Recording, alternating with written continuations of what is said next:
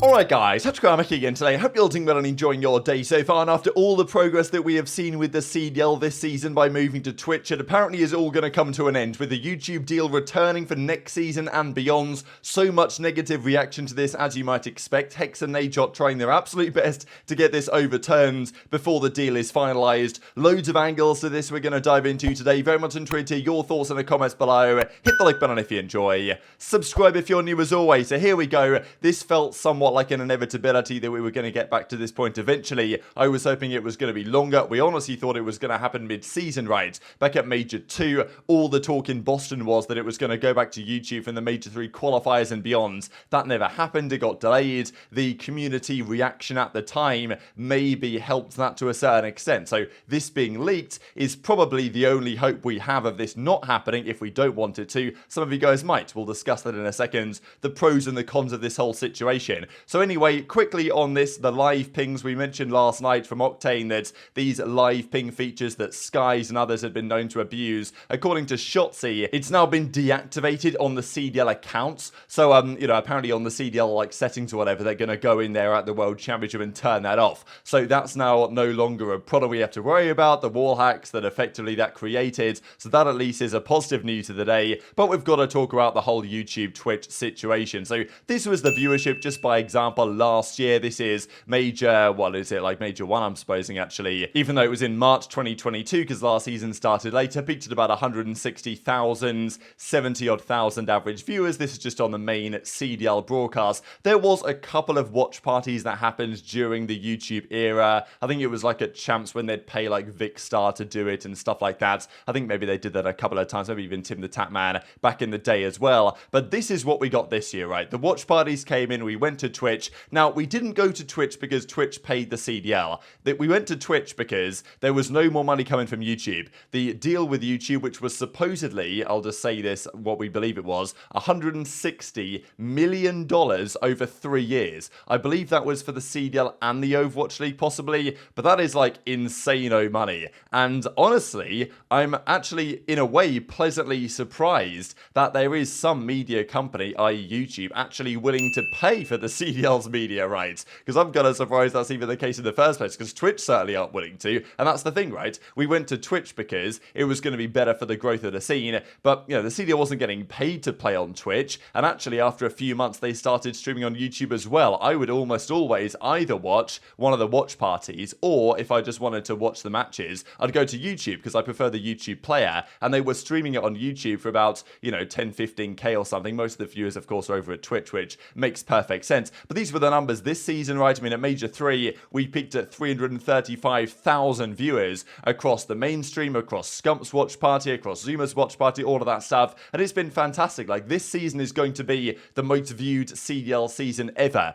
Twitch, in terms of discoverability for esports, is far clearer of what YouTube is capable of. If YouTube created a live platform which was similar to Twitch, they could blow Twitch out the water, I think. And I honestly think that in the next 3 or 4 years, YouTube might well end up being the go-to place for live streams. And we'll certainly see a lot of negative reaction to Twitch in a few minutes' time, because they haven't exactly been killing it on the PR department either over the last several months, and certainly not yesterday. So, look, I actually think YouTube is the future of live streaming, but as it stands, with the flaws that YouTube's live streaming product has, and what esports is on Twitch, and just the way the community works over there, it just makes more sense to be on Twitch. That's where the most viewers are, that's where people want to be. However, that is not how the CDL see it. As Jacob L says, according to his sources, the CDL will broadcast again exclusively on YouTube starting next year for a 2-year, this time, exclusivity deal. This is apparently inevitable with the financial restructuring going on in the Overwatch League. I believe they've gone back to like a YouTube exclusive deal. So, look, there's going to be some teams for this, some teams against this. The teams such as OpTic, such as 100 Thieves, that actually understand how to monetize esports rather well, they know that viewership is the golden metric and they will want to maximize that. If you're an organization like the Vegas Legion, you're paying out minimum salaries, you might get a trickle down of that media rights deal to your organization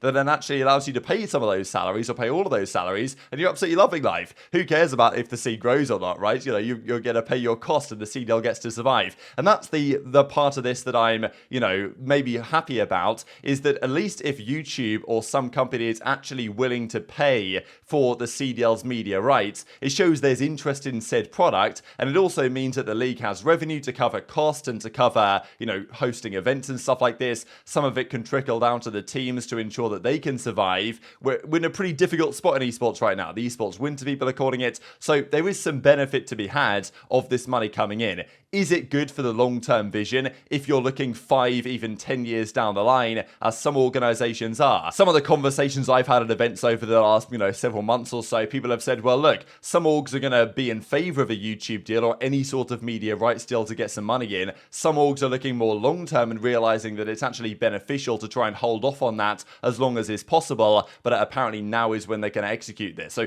Nameless gives his thoughts on it. Like, he doesn't see this as being a bad thing if watch parties can remain. And we'll see about the watch parties, because let's be honest, right? YouTube aren't going to pay millions of dollars for Scump to still stream it on Twitch. Let's be like, it's not going to happen, is it? So I doubt it, right? So if watch parties are going to exist, they're going to have to be on YouTube, I imagine. And this then raises the question as to what Scump might do or what Zoomer might do. And we'll certainly get into that over the coming minutes here. And as Golden Boy says, media rights deals are important for esports to make money. This is a big debate for me on whether esports needs to be profitable or not, because you'd think, okay, surely at some point it's got to be profitable. And yes, obviously from Activision and potentially Microsoft's perspective in the future, they'll look at the CDL and say, well, if you're losing us money, why would we keep you around? They've got to constantly make their case in that situation that they are very valuable from a marketing perspective. And this is the difference between esports and regular sports. Sports have these mega media rights deals. The broadcasters pay all these millions of dollars to the sport themselves, to the league, to broadcast their stuff. In esports, that's kind of exist with a deal like this, but it's not as big of a deal. But in esports, there is actually a game associated with said esports. There is a game to either be purchased or for microtransactions to be purchased within, and that type of marketing relationship doesn't really exist in the same way for regular sports. There's an argument that does esports really need to make a profit as the league, just because the league also, maybe it's already profitable when you consider the marketing kind of advantage that it brings to the game itself. But ideally, the esport is profitable in and of itself, and therefore you don't have to worry about Activision or any owner just shutting it down as an unworthy expense, and therefore media rights deals are pretty relevant in making that happen. However, we then get some reaction here from the owners. First of all, there's this from Nadeshot. You would be shocked by how little the CDL is being paid for this exclusivity. I promise you, the juice isn't worth the squeeze on this one. So this was the first real kind of blockbuster tweet of the day here from Nadeshot. So Nadeshot saying that the money we're getting this time from the deal is nowhere near, and understandably, what they were getting paid before. Like, what was it? Maybe, let's say 160 over 3 years. I think that might have been CDL and Overwatch. So let's say like 25 million a year or something for the CDL to be broadcast on YouTube. Like, are they getting $25 million of return for it not being on Twitch? I don't have any idea where they believe that return is coming from. So this time, clearly, they're offering a far lower amount. Whether it's 5 mil a year, whether it's 10 mil a year, I don't know. Nadeshot reckons it's absolutely not worth it. The amount of that trickles down to the teams, the juice isn't worth the squeeze, is his perspective on this one. Now, maybe for Nadeshot and for 100 Thieves, sure, that might be valid. But for other organizations trying to survive, you can understand why a London, maybe a Florida, right, a Legion, something like this, they're very much keen to do something like this. Now, Hecz says this cannot be true. Now, I believe he's speaking a little bit sarcastically here, just because he's mentioned in the past that sometimes the owners of the league or the decision makers will make calls without necessarily consulting their owners. But we do know that there is an owners meeting. Hecz has mentioned this before in Vegas at the World Championship. Now, whether the plan is for the league here and for Activision who are actually making the call to be like, oh yeah, we'll have the owners meeting and then immediately after we'll just sign the deal regardless of what they say, because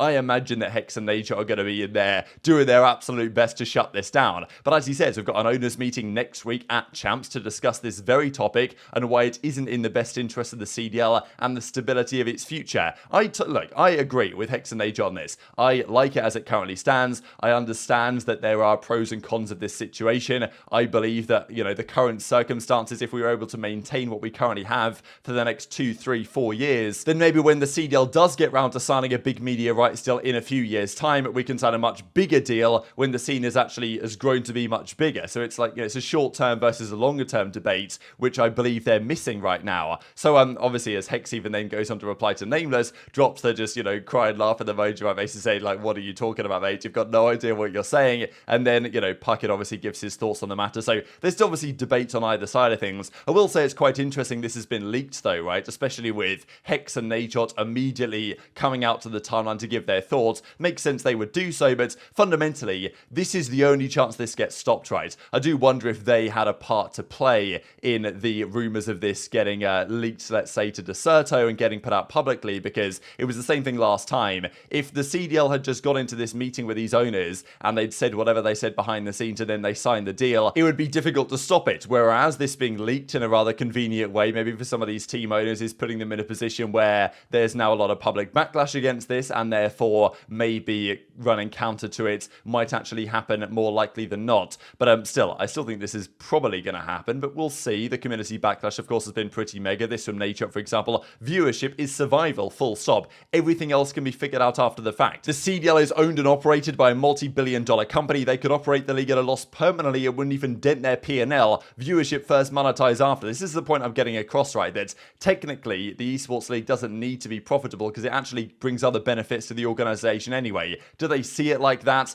Is this the way that other organizations see it? Because, look, Nadeshot and Hecz, these guys, they know how to create brands in esports. They know how to monetize said brands in esports. Other teams, they don't understand these things. They can't make it happen. And for Hex's perspective, right, it's pretty obvious that Hecz would want this gone, or the deal gone, because, he obviously has some stake in the success of Scump's watch party and what that means for OpTic Gaming as a brand, even outside of OpTic Texas. So the maintenance of that is actually pretty critical to selling sponsors for OpTic Gaming. So in Hex's case, it's pretty obvious why he would want it to stay outside of just it being better for the scene anyway, which I do believe that it is. So you've always got to consider that on all the sides of the argument here, everyone's got their own personal perspectives and the reasons why they would or would not want this to be the case. Methods, of course, are another one in a similar boat, but I still agree with these guys fundamentally. Right? I'm just saying that there's other kind of, motives, let's say, in play at times. One step forward, 3 steps back. What a shame, he says. We also get this from Octane. Moving streaming platforms is a daunting thing. This is the other thing I wanted to mention, right? For fans trying to come into this scene and discover the Call of Duty League,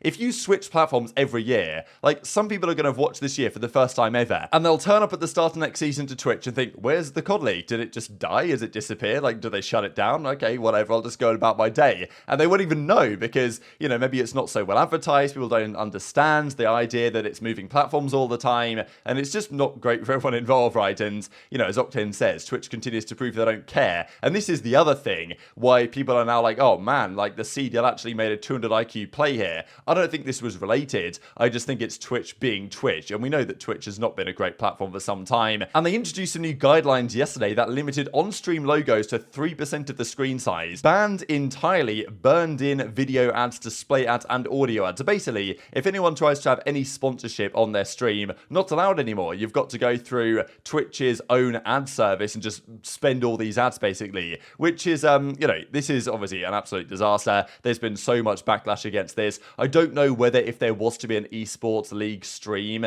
then they would actually find an exception here, because obviously if you're the CDL streaming on Twitch, you're most definitely bringing in other sponsors, the likes of Monster and all the other sponsors you have on the broadcast itself, which is apparently no longer allowed. So whether there's a way around that from the Twitch perspective for esports related streams, who really knows? But I mean, look, they're making some seriously bad changes lately, Twitch, and as I've said, for many reasons, I do think that in a few years time, YouTube is going to be the place to be. They need to sort out their UI. They've got plenty of problems to fix on the YouTube side, and I haven't even got into half of them in this video. But it's a tricky problem, and there's obviously thoughts on either side, and Twitch actually come out and say, oh, it was overly broad, it created confusion, and they're going to rewrite some of the terms here to make it feel a little bit better. But I'm not so sure about that. The final thing I wanted to mention here was just on the watch parties in general, because with all this going on, Courage said that he moved over to YouTube Gaming in 2019, said it's much better for many reasons, and Zuma then kind of, drops the thinking about it in the reply. So this is the thing. If Zuma wants to do the watch parties properly, you'd imagine the CDL are still keen to allow watch parties, but it would just have to be on YouTube, I imagine. So that would mean that streamers such as Zuma might have to make the transition to YouTube Gaming full time to actually make that happen. And otherwise, all the beautiful viewership that we have seen over the last several months here in the CDL is potentially going to go down the pan at relatively relatively quickly. But very much enjoyed to hear your thoughts in the comments below. Hit the like button if you enjoyed. Subscribe if you're new. Take care, and I'll see you next time.